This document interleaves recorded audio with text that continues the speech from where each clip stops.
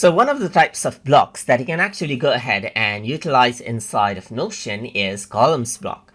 So to do that, I'm going to go around over here and then type in slash right here and then type in column right here just like this.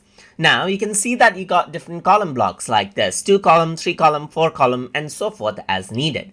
If I were to go around and choose 4 column, let's say for example, right here, I can go ahead and type these in and you can see that this is the first column.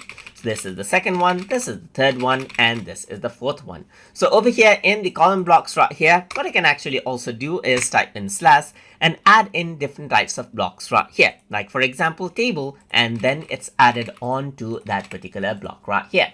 So this is how you can actually go ahead and add in column blocks. Type in slash and type in column right here, and then you can go ahead and choose the level of column right here just like this, and then this is what you have as you can see right here. So that is how you can go ahead and add in column block inside of Notion. So I hope you guys learned something as always, and as always please like, comment, share and subscribe.